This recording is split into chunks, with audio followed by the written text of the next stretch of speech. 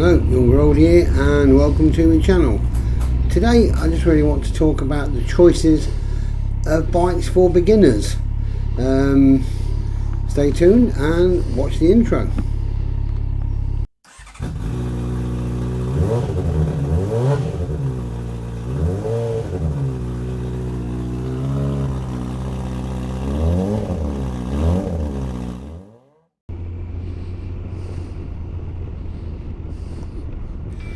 So, you just passed your CBT or your bike test, and the next thing you've got to do is decide what sort of bike you're going to purchase and what bike is going to be a good beginner bike. It's a question I get asked a lot from trainees, and it can be a difficult question to answer. Firstly, it will depend on the licence you have. Now, if you only just passed your CBT, the max you can have is a 125. But you've got to decide whether you're going to have the auto or scooter style, which is great and fine for general riding and commuting, or if you decide to go down the geared bike route, then it just depends on what style you want it to be, i.e. a cruiser, a naked, or a fared bike if you want that more sporty look. So whichever you choose, the most important thing to do is make sure the bike is comfy and it's going to suit your needs. Because, you know, chopping and changing because you don't like it is just going to be a waste of a lot of money.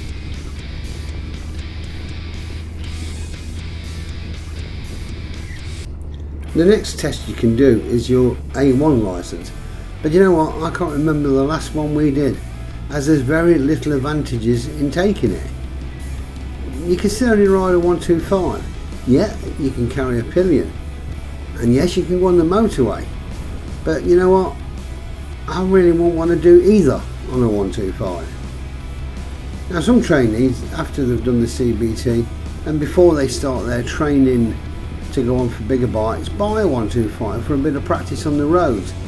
But in my opinion, if they start pretty quickly on lessons, then they soon get fed up with the 125 after riding a bigger bike. In my opinion, if you're going to go straight through and take your main test, buying a 125 is a waste of money. Use that money to pay for your lessons instead. However, if it's going to be a considerable period of time before you start your lessons, then at least you'll get some use out of the 125. Now, at 19, you can take your A2 test. So you still have the same decisions on what style of bike you want to buy, but at least now you can ride a bike that will have, you know, be okay for a pillion passenger. It'll have more room on it, and it will be fine to ride on the motorway, even though the bike power will have to be restricted. So once you've passed, you can ride a bike with a maximum power of 35 kilowatt stroke 47 brake horsepower.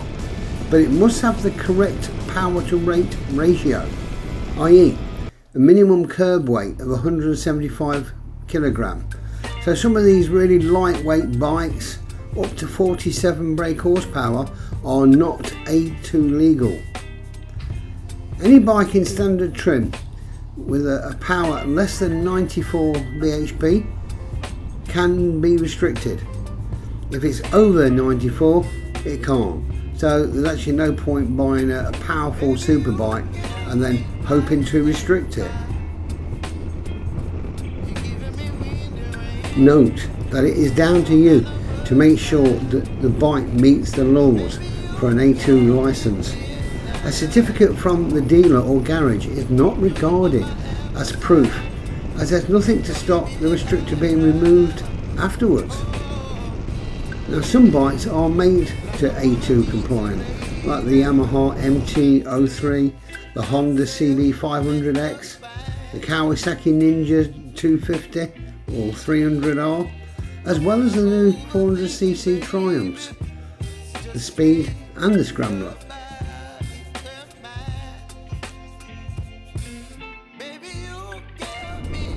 So after passing your A2, 2 years later you can then go for your full A licence. So you could be 21 minimum at the time.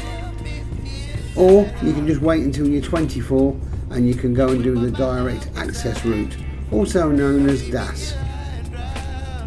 And here again, that will give you your full A license once you've passed it.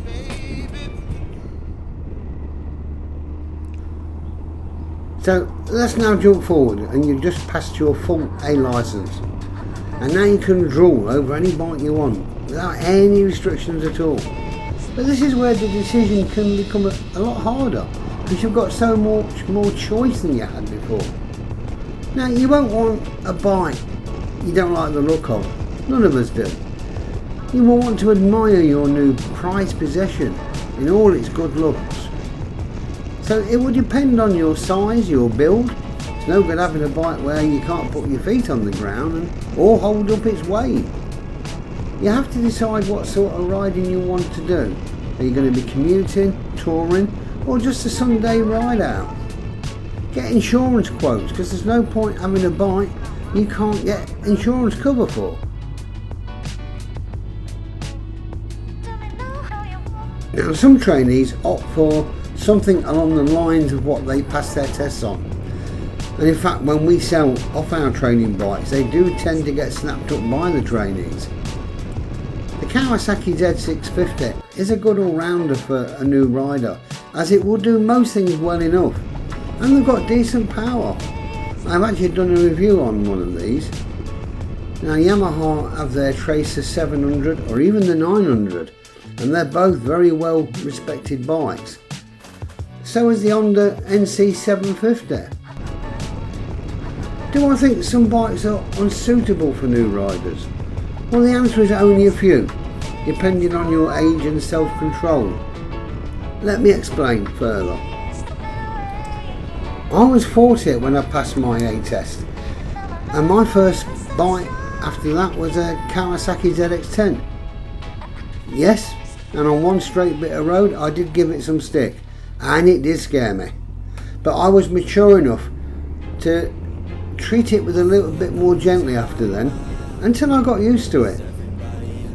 I have to admit that if I passed my test as a younger man, would I have the maturity I have now? Would I have suffered from lack of self-restraint and rode like an idiot? It's something I'll never know. So a bigger, more powerful bike will be okay for the newer rider, as long as you're careful. Treat it with respect.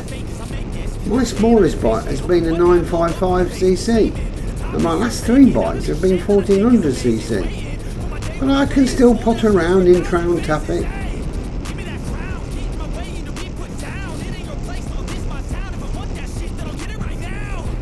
In my personal opinion, a new bike is not the best thing for a new rider.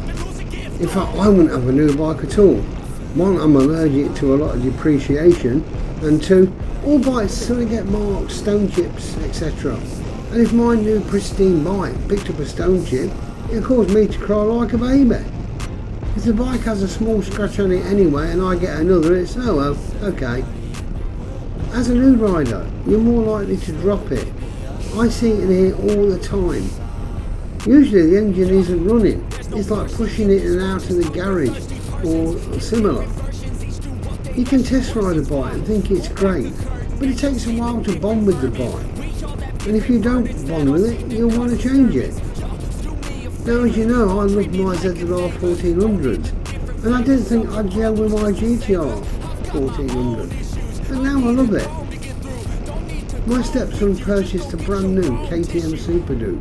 He added loads of expensive add-ons.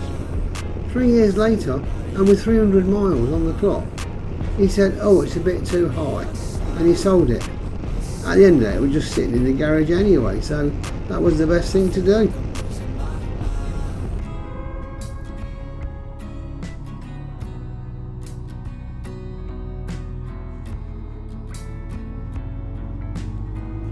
The good thing about YouTube is that there's plenty of reviews on here to look at and learn from, and that will narrow down your choices. I think the majority of reviews on here are like mine. They're an honest opinion, giving you the good and the not so good points of the bike. Now go to a bike meet and have a chat with the owner of a bike you're interested in. Most bikers would love telling you about their bike anyway. It's the rider's opinion you want, and not the opinion of a salesperson.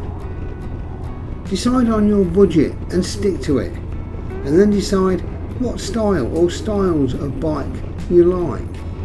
Give thought to what you want to use it for, and look to see what bikes will do other options of riding as well.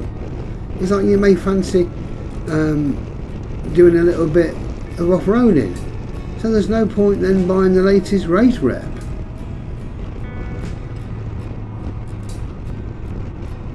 Reliability is an important consideration, as is service intervals, and do they eat tyres. Cost all this into the equation. When your decision is made, shop around, try and get the best deal you can. Do not rush into the purchase. Buy in haste only to regret it later. I knew a young lad on a limited budget. He got his first bike and he went out and just purchased every kind of sticker, every sort of bit of bling he could stick onto it. I asked him after it had seized up, why didn't you put some oil in it? He replied, I could only afford the stickers or the oil, but he chose the stickers.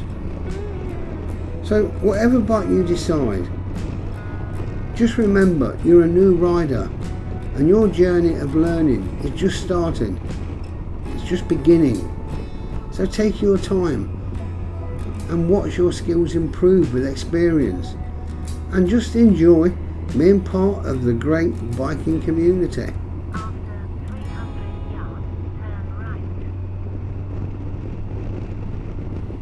So, I hope you enjoyed this content. If you do, please do the ticks, like and subscribe, and as always, take care, ride safe, and bye for now.